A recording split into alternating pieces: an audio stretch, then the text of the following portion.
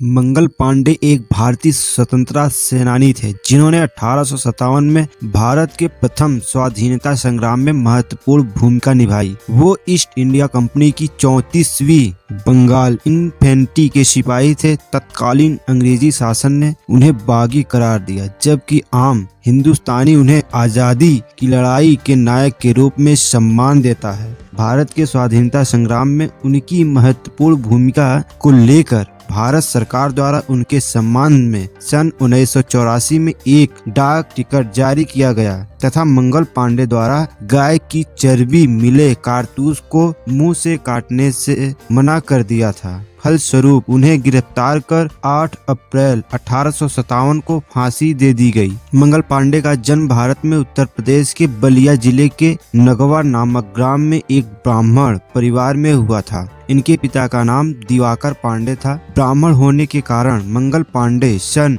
1849 में 22 साल की उम्र में ब्रिटिश ईस्ट इंडिया कंपनी की सेना में बंगाल नेटिव इन्फेंट्री की 34वीं बटालियन में भर्ती किए गए, जिसमें ज्यादा संख्या में ब्राह्मणों को भर्ती की जाती थी। विद्रोह का प्रारंभ एक बंदूक की वजह से हुआ था। सिपाहियों को पैन 1853 एनफील्ड बंदूक दी गई, जो कि 0.577 कैलिबर की बंदूक थी तथा पुरानी और कई दशकों से उपयोग में लाई जा रही ब्राउन बैस के मुकाबले में शक्तिशाली और अचूक थी। नई बंदूक में गोली दागने की आधुनिक प्रणाली का प्रयोग किया गया था, परंतु बंदूक में गोली भरने की प्रक्रिया पुरानी थी। नई एनफील्ड बंदूक भरने के लिए कारतूस को दांतों से काटकर खोलना पड़ता था और उसमें भरे हुए बारूद को बंदूक की नली में भरकर कारतूस को डालना पड़ता था। कारतूस का बाहरी आवरण में चर्बी होती थी, जो कि उसे पानी की सीलन से बचाती थी। सिपाहियों के बीच अफवाह फैल चुकी थी कि कारतूस में लगी हुई चर्बी सुअर और गाय के मांस से बनाई जाती है। मार्च 1857 को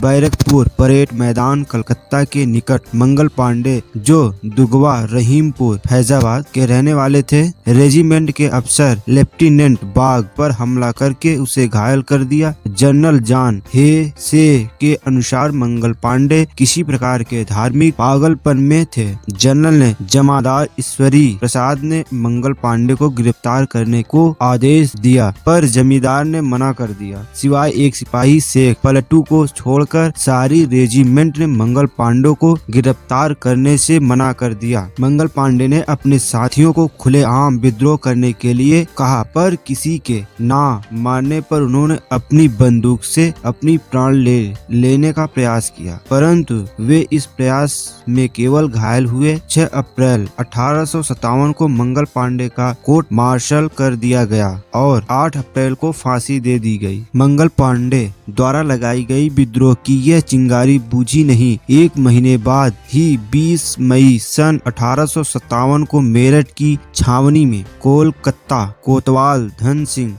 गुर्जर के नेतृत्व में बगावत हो गई और गुर्जर धन सिंह कोतवाल इसके जनक के रूप में सामने आए। यह विप्लव देखते ही देखते पूरे उत्तरी भारत में फैल गया, जिससे अंग्रेजों को स्पष्ट संदेश मिल गया कि अब भारत पर राज करना उतना आसान नहीं है जितना वे समझ रहे थे। इसके बाद ही हिंदुस्तान में 34,735 अंग्रेजी कानून यहाँ की जनता पर लागू किए गए, ताकि मंगल पांडे सरीखा कोई सैनिक दोबारा भारतीय शासकों के विरुद्ध बगावत ना कर सके। आशा करता हूँ दोस्तों यह वीडियो आपको अच्छी लगी है, तो वीडियो को लाइक करें, शेयर करना ना भूलें। मिलते हैं किसी नेक्स्ट वीडियो में, तब तक के नमस्कार।